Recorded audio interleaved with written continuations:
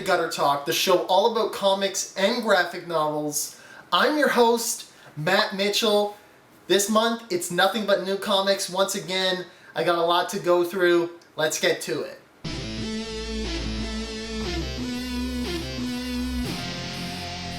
Kicking things off, we have Twig number 5, the finale of the series, and it ends as it started with Twig running late.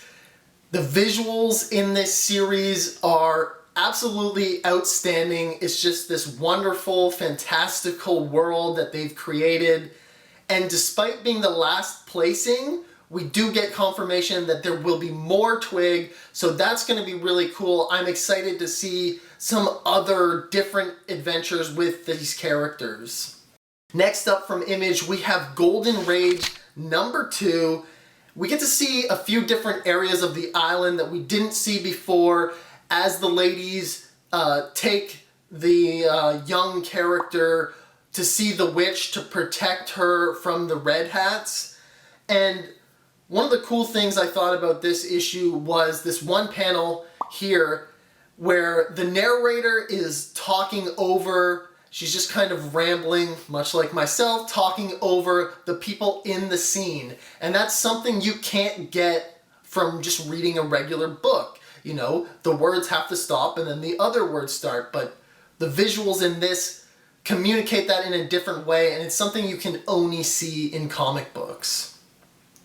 Then we have Jurassic League number 5. Darkseid is on a rampage. There's a ton of fights, but the Trinity is just not working together. They all have their own goals. Super Soar wants to protect his family, and Wonder Woman has to go protect her family, and Batman is just trying to avenge his parents. They're all trying to protect their own people, basically, and they're not working together. They almost come together, but Batman is distracted by the Jokerzard, and I can't wait for the next final issue now that they've sort of come together and Flash and Green Lantern have all joined them. It's going to be an epic battle.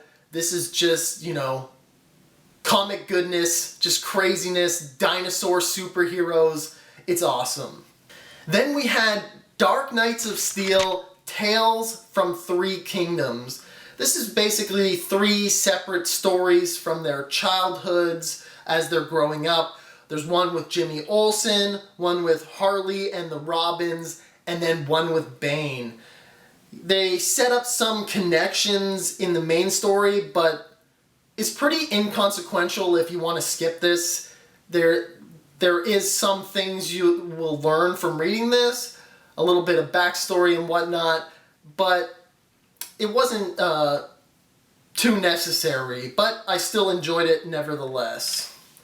Then we had Batman vs. Robin number 1, and this one really got me excited. I haven't read either series that this is spinning off from, but I still managed to have all the knowledge. They communicated it really well. It was written really well, and I didn't feel out of the loop at all.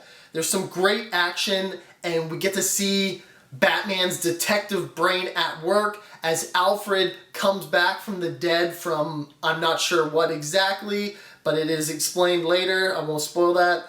And, you know, he's testing Alfred because he doesn't believe it could really be Alfred. But, of course, it is. So I just really enjoyed this one, and I'm definitely going to continue reading this series. Then we had Flash, Fastest Man Alive. I did not like this one.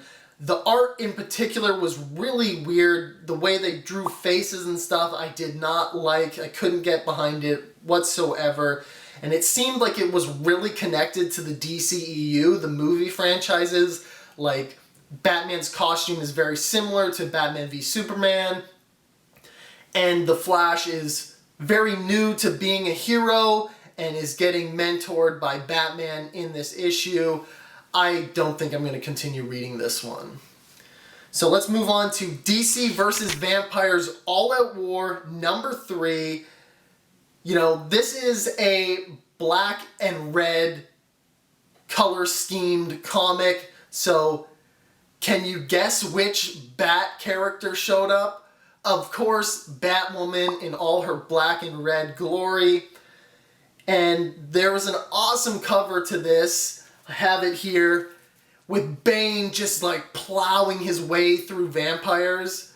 But it never really got to that point. You know, there is some fighting, he does kill a few vampires, but not near to the extent of that cover. So I was a little disappointed in that, but still a good issue.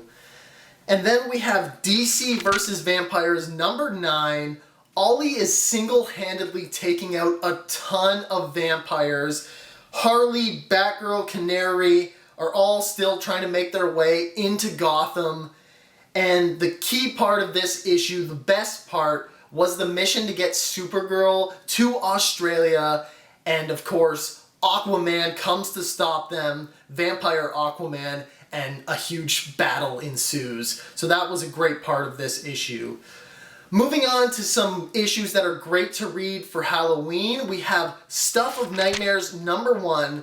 This is a comic from R.L. Stine of Goosebumps fame, and it's told kind of like Tales from the Crypt, the TV show, where there's this like creepy host character who's then telling a story. I didn't find it particularly exciting, but it is something to read for Halloween. A lot better, I thought, was Creepshow number 1. It is a bit more adult. There's a lot of cursing, and the first story in particular is very graphic, but it has that similar format of a creepy host telling these stories, but they're more contained.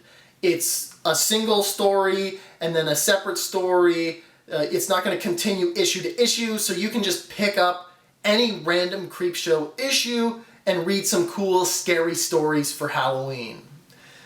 Then we had Sacrament number 2. This is the Alien meets Exorcist series. Not official Alien, obviously. And we see what happened in the past from this priest. He was involved with this exorcism and things didn't quite go his way. He was too scared and couldn't contain his nerves. And now he's being forced into that situation again when scientific research into what is happening to the professor fails. I'm really enjoying this series. It's kind of dark and mysterious, so there's not a lot that we know yet, but more and more things are being revealed each issue, so I'm looking forward to that. Speaking of Alien, we had Alien number 1 come out this month. It's set in 2217 after all of the movies, and basically there's a synth team that was abandoned by the humans and now are being re-recruited back to help them in their time of need for this mission to retrieve this serum that's taken from the alien embryo, and that most certainly is not going to go well, so I'm going to keep reading this and see how it goes.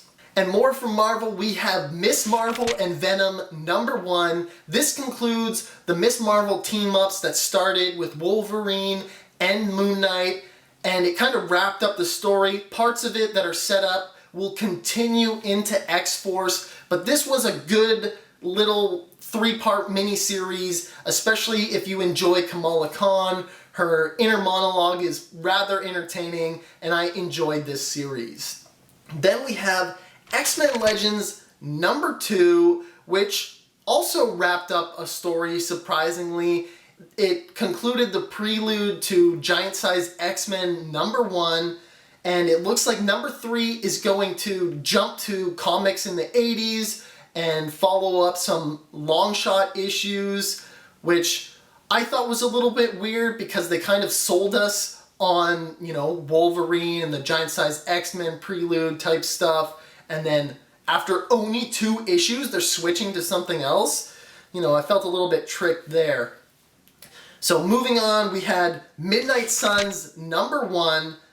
This has some overlap with Strange Academy, which is a cool looking series that I was interested in, but I just missed out on, so I need to catch up on that. It looks really neat, and I'm not familiar with all the characters in this series, But, you know, a Blade, Wolverine, Ghost Rider team up is more than enough to hook me, and this is gonna be an interesting series, I think. And lastly, actually, I didn't get to read Han and Chewie before filming this episode because I'm filming a little bit early to head to a convention for board games. So that's all I have for this month. Let me know what you've been reading and what I should read for October, and I'll catch you around comic shops in October.